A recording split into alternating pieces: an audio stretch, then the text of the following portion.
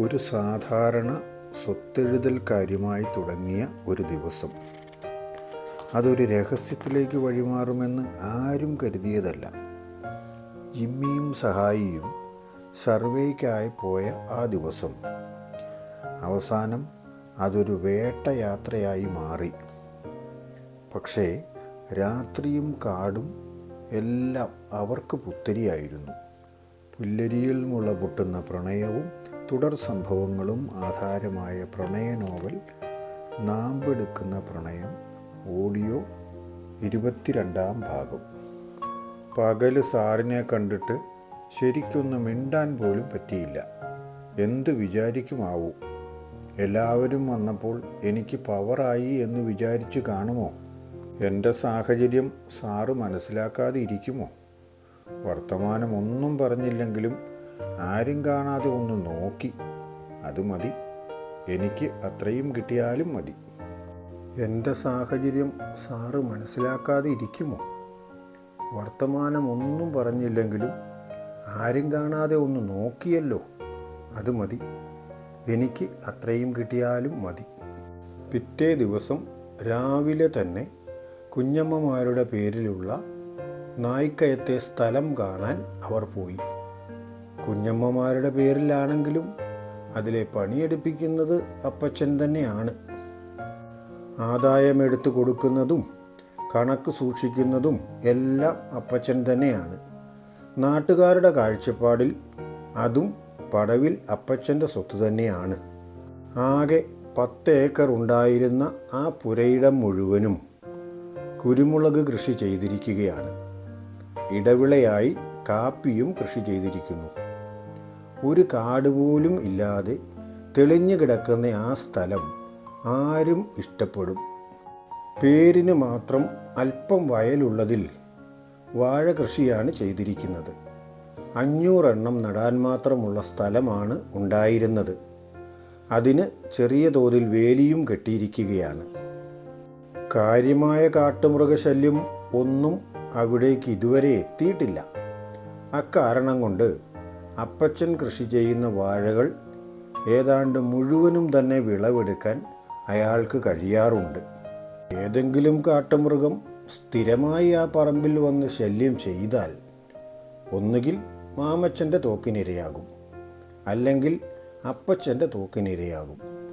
രണ്ടായാലും മൃഗത്തിന് ജീവൻ നഷ്ടപ്പെടും. ശല്യം ഇവർക്കൊഴിവാകുകയും ചെയ്യും. അപ്പച്ചൻ്റെ പറമ്പിലെ പണികൾ നോക്കുന്നത് കുഞ്ഞവരാച്ചനാണ്. തെറ്റു പറയരുതല്ലോ. കുഞ്ഞവരാച്ചൻ അത് സ്വന്തം കാര്യം പോലെ നോക്കുന്നുണ്ട്.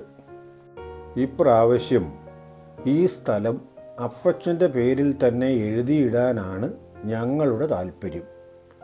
ഇനി അഥവാ അവൻ സമ്മതിക്കുന്നില്ല എങ്കിൽ പിള്ളേരുടെ പേരിലോ സാറാമ്മയുടെ പേരിലോ എഴുതിയേക്കാം. എൻ്റെ പേരിൽ എഴുതേണ്ട ചേച്ചി. പിള്ളേർ സമ്മതിക്കുമെങ്കിൽ അവരുടെ പേരിൽ എഴുതാം, കുഴപ്പമില്ല. എൻ്റെ സമ്പത്ത് അപ്പച്ചനും കുട്ടികളുമാണ്, എനിക്കത് മതി. എന്നാൽ പിന്നെ നാത്തൂനൊരു കാര്യം ചെയ്യണം. അപ്പച്ചനോട് പറഞ്ഞ് ഒന്നെങ്കിൽ അവൻ്റെ പേരിലോ അല്ലെങ്കിൽ കുട്ടികളുടെ പേരിലോ ഈ സ്ഥലം എഴുതാൻ സമ്മതിപ്പിക്കണം. ഏതായാലും അളന്നു തിരിക്കേണ്ടി വരും. ഞാൻ പറഞ്ഞു നോക്കാം ചേച്ചി. ഞാനൊരു കാര്യവും നിർബന്ധിക്കാറില്ല. അല്ലാതെ തന്നെ പറയുന്ന കാര്യങ്ങൾ ഒട്ടുമുക്കാലും അംഗീകരിക്കുന്നയാളാ. അതുകൊണ്ട് നിർബന്ധിക്കേണ്ടി വരില്ല. സ്ഥലം മുഴുവൻ ചുറ്റി നടന്ന് കണ്ടു. സ്ഥലം നോക്കുന്ന കുഞ്ഞവരാച്ചൻ ചേട്ടനെയും കണ്ടതിന് ശേഷമാണ് അവർ മടങ്ങിപ്പോന്നത്. അവർക്ക് വളരെ സന്തോഷമായി. എന്നാലും അതെഴുതി കൊടുത്താലേ സന്തോഷം പൂർണ്ണമാകൂ. അതിന് എഴുതി മേടിക്കാൻ അപ്പച്ചൻ സമ്മതിക്കുമോ? അന്ന് വൈകിട്ടത്തെ പ്രാർത്ഥനയ്ക്ക് ശേഷം എല്ലാവരും കൂടിയിരുന്ന് സംസാരിച്ചപ്പോൾ കുഞ്ഞമ്മമാർ സ്ഥലം എഴുതുന്ന കാര്യം പറഞ്ഞു. അപ്പച്ചൻ അമ്പിനും വില്ലിനും അടുക്കില്ല. നമ്മുടെ അപ്പനായിട്ട് തന്ന സ്വത്ത് പെങ്ങന്മാർക്ക് കൊടുക്കാനുള്ളത് ഞാൻ നിങ്ങളുടെ പേരിൽ തന്നെ തിരിച്ചിട്ടിരിക്കുകയാണ്. ഇത്ര നാളും ഞാനത് നോക്കി വേണ്ടതുപോലെ ചെയ്തിട്ടുമുണ്ട്. ഇനിയിപ്പോൾ അതെൻ്റെ മക്കളുടെ പേരിൽ എഴുതണമെന്നാണോ? ഞാനതിൽ അഭിപ്രായം പറയില്ല. എൻ്റെ അനുവാദം ചോദിക്കേണ്ട കാര്യമില്ല. നിങ്ങൾക്ക് എഴുതാം, എഴുതാതിരിക്കാം. നീ പിണങ്ങാൻ വേണ്ടി പറഞ്ഞതല്ലടാ. ഞങ്ങൾക്ക് ഇനി എന്തിനാ ഇത്രയും സ്വത്ത്? അന്യനാട്ടിൽ പോയി കിടക്കുന്ന ഞങ്ങളെ സംബന്ധിച്ചിടത്തോളം അവിടെ തന്നെ തീർന്നു പോവുകയേ ഉള്ളൂ. ഇങ്ങോട്ട് കൊണ്ടുവരാൻ കഴിഞ്ഞാൽ തന്നെ ഭാഗ്യം. അതിന് സാധ്യത വളരെ കുറവാണ്. അതുകൊണ്ടുകൂടിയാണ് ഞങ്ങൾ അങ്ങനെ പറഞ്ഞത്. അത് നീ അങ്ങനെ മനസ്സിലാക്കാത്തത് എന്താ? അതാ ഞാനും പറഞ്ഞത്, പെങ്ങന്മാരുടെ ഇഷ്ടം പോലെ ചെയ്തോളാൻ. അതിന് ഞാൻ എതിരല്ല. എന്നോടൊരു കാര്യവും ചോദിക്കേണ്ട. അങ്ങനെയാണെങ്കിൽ ഞങ്ങൾ തീരുമാനിച്ചു, പിള്ളേരുടെ രണ്ടുപേരുടെയും പേരിൽ പകുതി പകുതി എഴുതി വെക്കും. പ്രായപൂർത്തിയായി കഴിയുമ്പോൾ അവർക്കത് വിൽക്കുകയോ കൈവശം വയ്ക്കുകയോ എന്തു വേണമെങ്കിലും ചെയ്യാം. ഇതിൽ തന്നെ സിൽവി പ്രായപൂർത്തിയായ ആളാണല്ലോ. ബേബിയുടെ കാര്യത്തിലേ പ്രായപൂർത്തി അവകാശത്തിന് വ്യവസ്ഥ വയ്ക്കേണ്ടതുള്ളൂ. ഏതായാലും ഈ കാര്യത്തിൽ ഒരു തീരുമാനമുണ്ടാകണമെന്ന നിർബന്ധത്തിന് അപ്പച്ചൻ വഴങ്ങി. മനസ്സോടെ അല്ല വഴങ്ങിയത് എന്ന് പെങ്ങന്മാർക്കും സാറാമ്മയ്ക്കും മനസ്സിലായി. പിറ്റേ ദിവസം തന്നെ വില്ലേജ് ഓഫീസിൽ നിന്നും ആളെ വിളിച്ച് അളപ്പിക്കാനുള്ള കാര്യങ്ങൾ ചെയ്യാമെന്ന് ഏറ്റതിന് ശേഷമാണ് അപ്പച്ചൻ ഉറങ്ങാൻ പോയത്. രാവിലെ വില്ലേജ് ഓഫീസ് തുറന്ന് അധികം കഴിയുന്നതിന് മുൻപ് തന്നെ അപ്പച്ചൻ ചേട്ടൻ അങ്ങോട്ട് വരുന്നത് കണ്ടു. ജിമ്മിക്കൽപ്പം ആശങ്കയായി. ഇതെന്നാത്തിനായിരിക്കും രാവിലെ വരുന്നത്?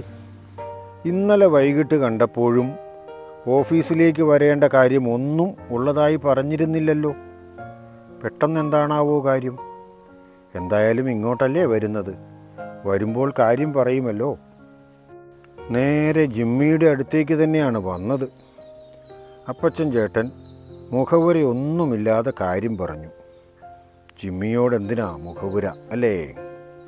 അമേരിക്കയിലുള്ള എൻ്റെ 2 പെങ്ങന്മാരുടെ പേരിൽ നായിക്കയത്ത് 10 ഏക്കറോളം സ്ഥലമുണ്ട്.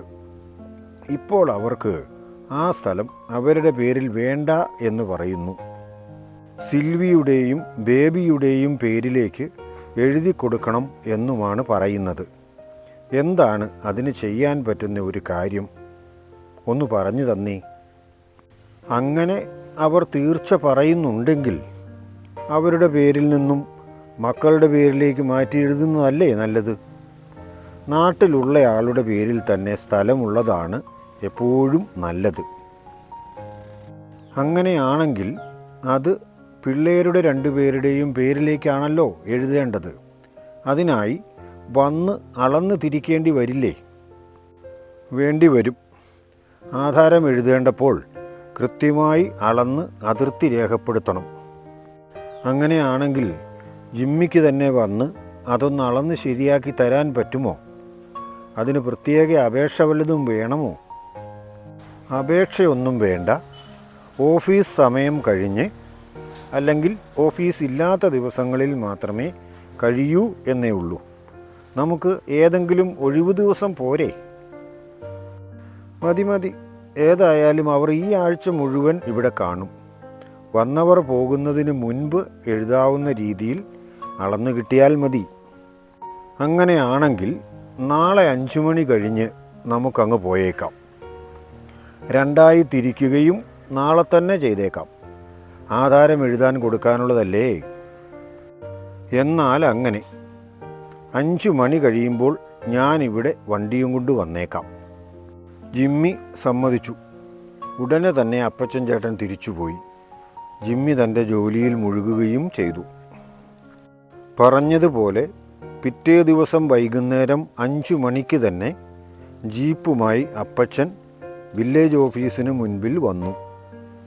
ജിമ്മി ഓഫീസിൽ നിന്ന് ഇറങ്ങാൻ റെഡിയാകുന്നതേ ഉണ്ടായിരുന്നുള്ളൂ. ശങ്കരൻ നേരത്തെ തന്നെ സർവേക്കുള്ള സാധനങ്ങളുമായി റെഡിയായി നിൽക്കുകയായിരുന്നു. എന്തെങ്കിലും അല്പം കൂടുതലായി കിട്ടുന്ന ജോലി ആയതുകൊണ്ട് ശങ്കരന് അതിലൊരു കൂടുതൽ താല്പര്യമുണ്ട്. ജിമ്മിയെ സംബന്ധിച്ചിടത്തോളം അതിൽ അധികം താല്പര്യമില്ല. പ്രത്യേകിച്ചും അപ്പച്ചൻ ചേട്ടൻ്റെ അടുത്തു നിന്നുമല്ലേ. എന്തെങ്കിലും വാങ്ങാൻ തന്നെ മടിയാണ്. പിന്നെ സർവേ പ്ലാനൊക്കെ തയ്യാറാക്കേണ്ടതുകൊണ്ട് എന്തെങ്കിലും അതിനായി വാങ്ങാം. തരുന്നത് തരട്ടെ, കിട്ടിയില്ലെങ്കിലും പ്രശ്നമില്ല, അവിടേക്കായതുകൊണ്ട്. ജോലി കഴിഞ്ഞാൽ ഉടനെ തന്നെ ഒരു ചായ കുടിക്കുന്ന പരിപാടിയുണ്ട് ജിമ്മിക്കും ശങ്കരനും. അപ്പച്ചൻ ചേട്ടനോട് ആ കാര്യം പറഞ്ഞപ്പോൾ അതിന് കൂടാം എന്ന് പറഞ്ഞു. എല്ലാവരും കൂടി ചായക്കടയിൽ കയറി ചായയും കടിയും കഴിച്ചു.